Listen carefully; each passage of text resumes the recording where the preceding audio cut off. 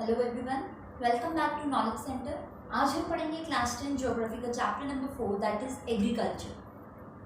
तो basically all of us are knowing that India is known as an agrarian economy, यानी कि India में जो है प्रिमिटिव टाइम से ही एग्रीकल्चर एक बहुत इंपॉर्टेंट इकोनॉमिक एक्टिविटी के फॉर्म में प्रैक्टिस किया जाता रहा है। एंड हम कह सकते हैं कि इंडिया की जो है 2/3 population is depending upon agriculture for its livelihood.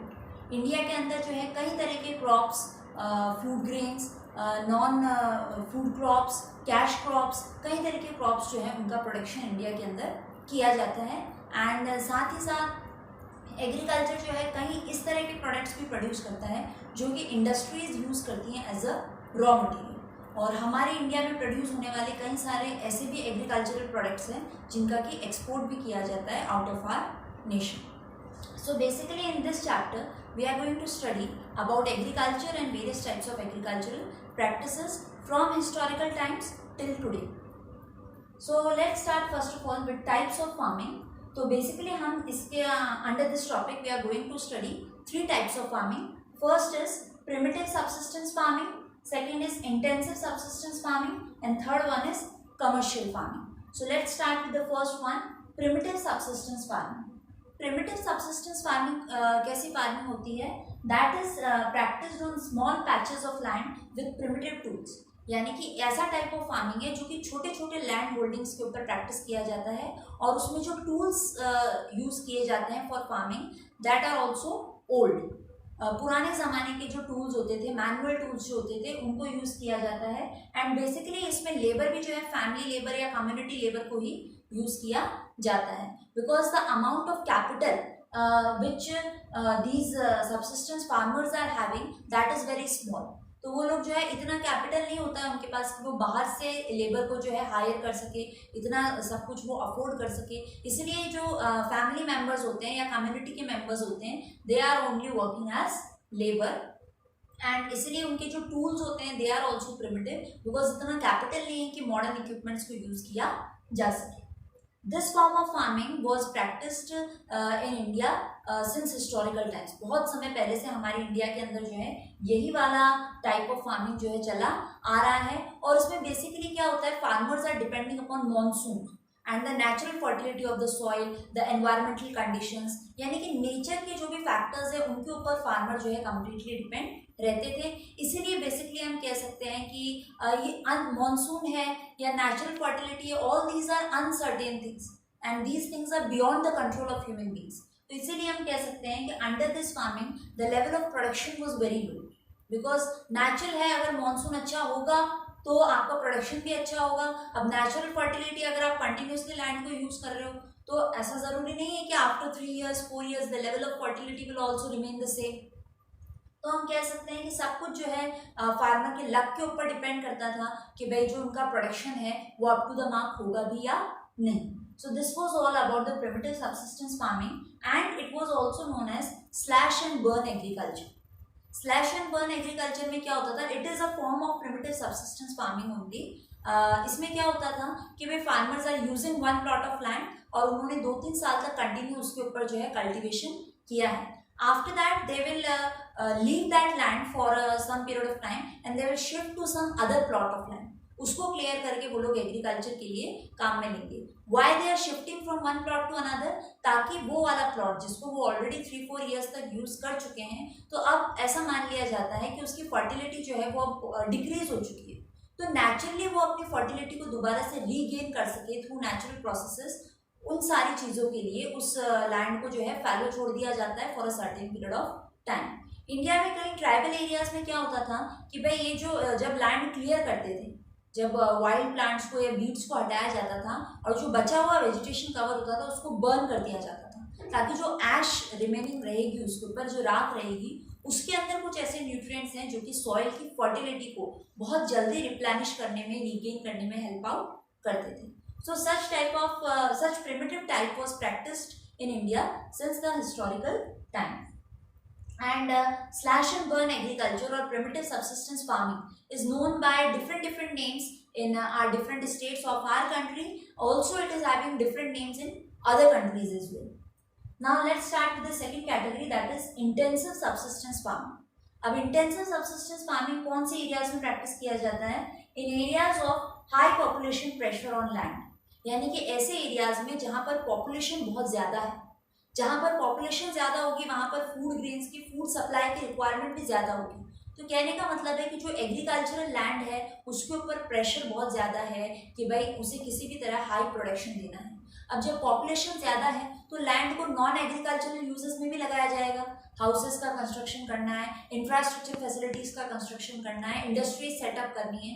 तो कहने का मतलब है कि जो एग्रीकल्चरल लैंड है या नेट सोन एरिया जो है वो भी इस तरह के एरियाज में काफी कम होता है। अब उस कम लैंड से हाई पॉपुलेशन के रिक्वायरमेंट्स को फुलफिल करना है, इसलिए कहा गया है कि एग्रीकल्चरल लैंड के ऊपर जो प्रेशर है वो बहुत ज्यादा होता है। ऐसे एरियाज में इंटेंसिव सबसिस्टेंस फार्मिंग जो है प्रैक्टिस की जाती है in our nation, and it is basically a labour intensive farming.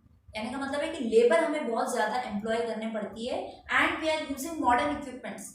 हम जो है chemical fertilisers, pesticides, better irrigation facilities, इन सभी का यूज करेंगे सिर्फ एक मोटिव के साथ कि स्मॉल, चाहे हमारा नेट जोन एरिया स्मॉल हो, हमारा एग्रीकल्चरल एरिया जो वो स्मॉल हो, बट किसी भी तरह थ्रू एनी मीन्स हमें मैक्सिमम प्रोडक्शन जो है वो प्रोक्यूर करना है, इसलिए ये सारे मॉडर्न टेक्निक्स को लगाया जाता है। Next is commercial farming.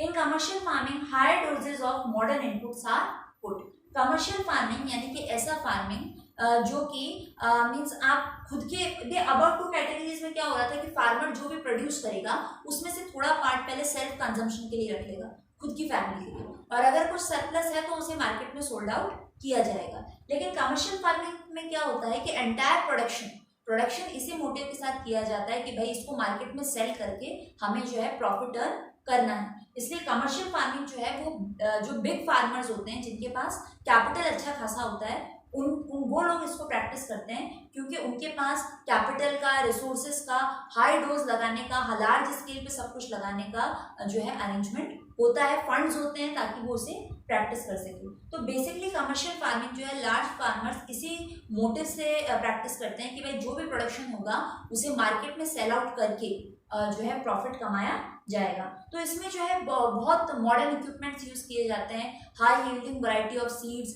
Pesticides, fertilisers, chemical equipments, ये सारी ही चीज़ें जो कि एग्रीकल्चरल प्रोडक्शन को बड़ी क्विकली रेज कर सकती हैं, ये सारी चीज़ें यूज़ की जाती हैं। मॉडर्न टेक्निक्स ऑफ इरिगेशंस जो है वो भी हम काम में लेते हैं। किसी भी तरीके से जो है हमें प्रोडक्शन को बहुत ज़्यादा हाई करना है। कमर्शियल फार्मिंग का ही एक सा पार्ट है प्लांटेशन, यानी कि प्लांटेशन फार्मिंग। इसमें क्या होता है कि the single crop is grown in large area. बड़े बड़े लार्ज फार्म्स होते हैं, प्लांटेशन फार्म्स होते हैं जिसके अंदर एक ही सिंगल क्रॉप जो है वो बड़े लार्ज स्केल पर all covering the entire area जो है वो कल्टीवेट किया जाता है। Examples R T, coffee and rubber. इसमें हम शुगर केन का भी एग्जांपल ले सकते हैं, कॉटन का भी एग्जांपल ले सकते हैं कि भाई बहुत बड़ा अपना लार्ज एरिया है, पूरा फार्म है एक बड़ा, उसके अंदर सिंगल क्रॉप ही उगाया जाएगा और जो भी प्रोडक्शन होगा उसको सोल्ड आउट करके जो है प्रॉफिट कमाया जाएगा। तो हम कह सकते हैं कि जो कमर्शियल फार्मिंग है वो एक तरीके से लिंक है between the agriculture and the industry, क्योंकि कमर्शियल फार्मिंग में हमारे जो भी प्रोडक्ट्स निकल रहे हैं the industries are using them as their raw material. जैसे कि हमने पढ़ा एग्जाम्पल में टी, तो टी लीव्स उगती हैं प्लांटेशन फार्म्स के अंदर। After that they are going to the industries, to the factories for processing, and there they are processed and we are getting the in the shop the finished product, जो कि कहाँ से supply होता है, agriculture farm से नहीं, industry से। तो एग्रीकल्चर और इंडस्ट्री के बीच में ये लिंक का काम कर रहा है कमर्शियल फार्मिंग और प्लांटेशन एग्रीकल्चर। कॉफी भी इसी तरह, पहले जो प्लांटेशन फार्म है वहां से इंडस्ट्रीज में जाती है, फैक्ट्रीज में जाती है, वहां पर प्रोसेस होता है, उसके बाद उसका कुछ यूजफुल प्रोडक्ट बन के निकलता है।